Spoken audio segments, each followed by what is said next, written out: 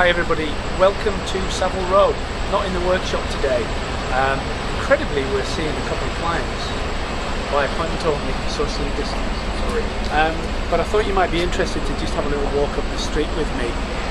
We're going to meet a pal of mine, Nick from Holland and Cherry, and he'll tell you a little bit about what's going on in the trade. The reason why it's better to hear it from him is because he's a cloth merchant and they know everything about everybody and what they're doing. So come on, let's have a little stroll up the street. This street, considering how central it is to London, is quite a dignified, quiet place anyway. But it's taken on a new tone altogether now. It doesn't help that they've closed off half of the street. And then there's COVID and the effect it's had on, although we're not specifically retail, the effect it's had on us, we're going a bit wobbly there. I think the phone's got a virus. It's been pretty devastating, as you can imagine. So, Mr. Guilbaud, very good friend of mine. Nice Thomas. to meet you. How are you? Very well, thank you. Nick Guilbaud from Holland and Cherry. How do you do? As I said, he knows specifically what's going on in the trade better than we do because we're in our own little bubble, to bring it into the concept. Nick was concerned that he was unshaved this morning, but I like his hair. It's about 1970s. We're all getting longer hair, but my wife very kindly sat me on the kitchen stool and cut mine, so it doesn't apply to me. But we're just going to walk up the street and fill you in on what's going on in our business. Here we are. A few empty shops around us. You know exactly what's going on. I was talking to Keith at Anderson's, and they're ticking over, which is great because they're a big house. So there's work to be had. House. Some of the shops, and we're not going to name them, look like they've gone. Well, I think there was also it was end of leases as well, which coincided with this COVID crisis. So that looks doesn't look very pretty at the moment. That said, I think it's a bit of a reset, to put it mildly. One has to weather the economic storm, and I think we'll come out of this stronger. Well, that said, it is a very, very testing time for quite a few people, and for those managing these prestigious firms. There's people sewing down there in the workshop. There is Skinner, work, which is nice to see. There is plenty of work still. It's just a challenging time. Here we have a middle of winter. I'm delighted that we're getting to longer days now. I think the first 6-7 weeks of the year were a bit gloomy, to put things in plain English. But it's a big reset. People refocus on their business. I think once we get on top of the virus with the problem of the vaccine, this be a is bit more careful with how we get on with our daily it's just so sad to see the lights out some of the businesses. People are working autonomously, a lot of people working from home, some people are not coming in on a daily basis. So yes, it doesn't look pretty. The fact is that people are being encouraged to remain at home, so people aren't going out. You can see that with the footprint in the West End. It's just basically a lot less footfall. Very quiet. Are we all going to have to operate differently? It's hard for me because I'm a dinosaur. I was talking to Wilkie. You're in beautiful Cumbria. But the way we work and the way we relate to our customers, there's the big online conversation, isn't there? Online is great for information. It's the future. It's been coming for years. It is what it is. But I think the tradition of handmade clothing will continue, will perdure. I think the relationship will probably be strengthened. I think people will probably appreciate it for what it should be, which is something a bit more luxurious and very much a tactile and personal relationship. I don't think that will change. So there's room for us still. There will always be room for handmade clothing. This is interesting. I read about it. Young lady opened up the shop in the pandemic. Good luck to her. I hope it's doing what looks very nice.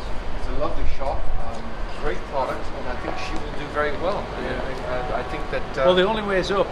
The only way is up. It's about how people identify you and basically how it's a basic public perception. What is your identity and what product you're making? I think that people always aspire to luxury and to something they can identify with. And I think clothing maketh the man, or as I think an old saying so as goes, naked people have little or no influence in society. You will always have to have some element of sartorial presence. But just before we walk away from the row, you can see it's pretty quiet. the builders are out. So Oswald Boateng here. Of course, this used to be Anderson and Shepherd years ago, and my cutting room used to be at the back. The whole room used to be cutting in the back, and then we moved upstairs. It's strange, you know, for outside of Welsh and Jeffreys, there's some fantastic stuff in the window, and I actually had a sitting in there years ago as well, with Malcolm Clues. So it's like, so we all know everybody. So apple doesn't fall far from the tree, basically. It's peculiar seeing parking spaces, eh? it is, but there's been a lot less traffic. The last 2 days there's been more traffic about, but I think, you know, if you've been coming to the West End on a regular basis like I have, it's been quite extraordinary. It's unimaginable to see the lack of activity in what has historically been a very, very busy, bustling West End. Well, sorry to interrupt him.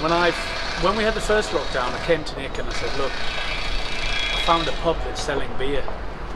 They gave us the beer at a distance, and then we had to go and hide around the corner. Remember it? Yeah. I mean, that's out the window now. That's like totally gone. We're going to have a glass of wine in the shop from a huge distance in the basement. We work it, so we're obeying all the rules. So if you're allowed, you're welcome to join us. But we're going to head back to the workshop.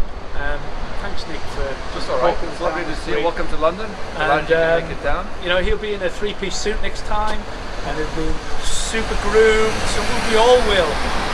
So you know, watch the space. So thank you very much, and we'll talk to you a little bit later on. Keep on saying. A bit of an eye-opener, but of course it's no surprise to anybody because your town is probably like this town, a bit sad at the moment.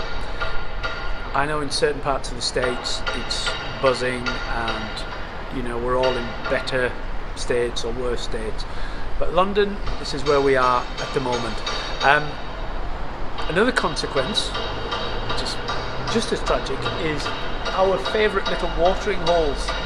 Look how dismal these lovely old pubs look. Black and empty. For what it's worth, Savile Row is that way, about 40 yards. The windmill here. This is one of my favourite pubs if I want to relax. It's a little bit quieter. We get the Tailors in, but we're like the well-behaved Tailors. But then just up here we've got St George's Church, or the back of St George's, which looks on to our shop on 11 St George Street. And I know I wrote about it years ago, but this little pub here, the Mason's Arms, was the first place I was taken to when I was an apprentice, and it's always been a pub where you can go in and get advice about a problem you're having with tailoring. And when you've been making clothes for 35 years, getting on for 40, you wouldn't think you'd have any problems, or you think you would have ironed them out by now, but you do.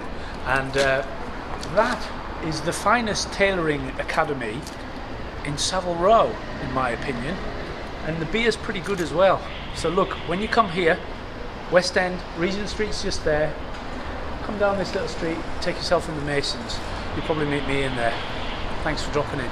Take care.